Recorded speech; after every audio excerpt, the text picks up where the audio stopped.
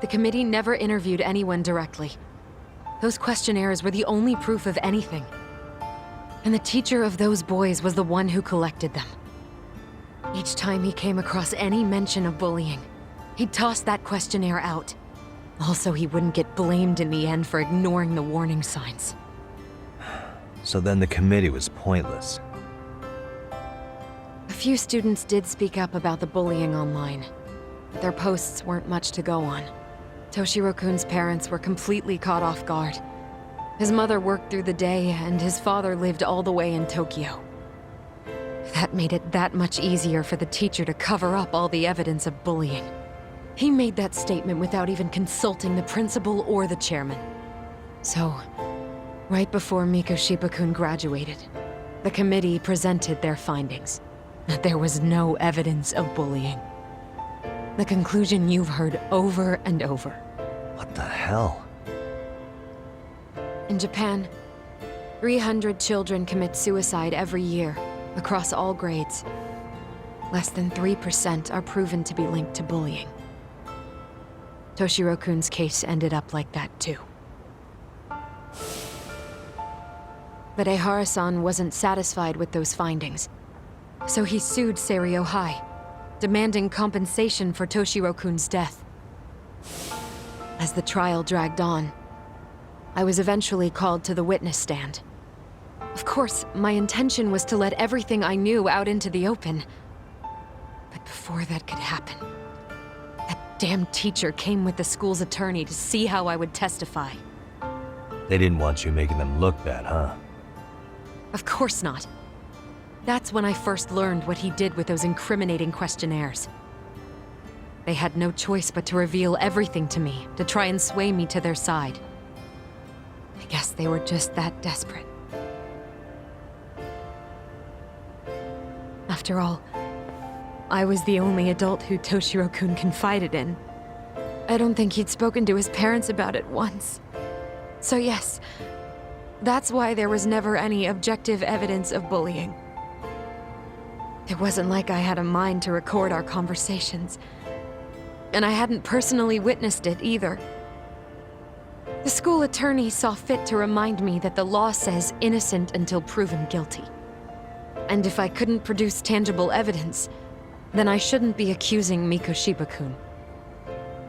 So it was witness tampering. That is, they coerced you into false testimony? Yes. Must have been incredibly hard on you. What I should have done was told the truth regardless. But what else could I have really done for him? Some days I just don't know.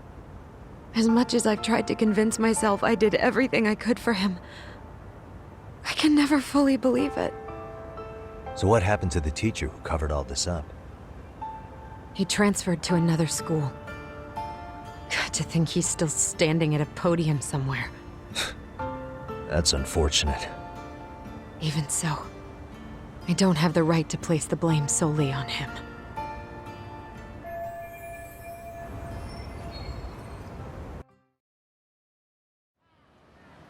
Maybe, but in that case, Mikoshiba's bullying of Toshiro, or those questionnaires getting discarded.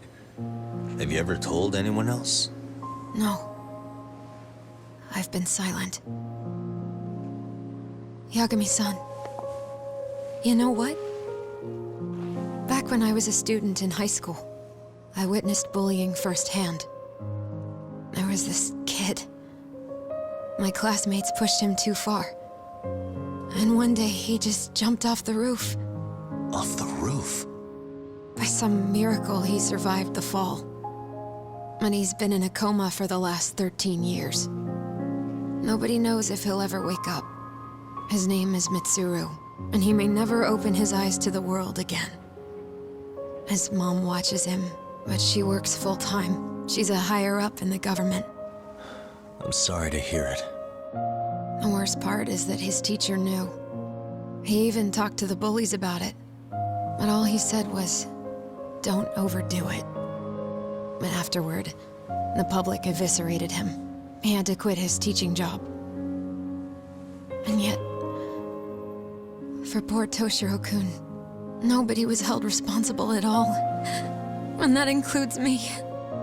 But if anyone was gonna take responsibility for that, Mikoshiba should have been first in line. I'm sure Ihara-san must have thought the same thing.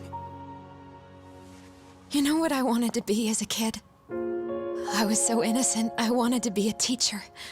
And after Mitsuru-kun's tragedy, I felt practically obligated. And still, I just let history repeat itself.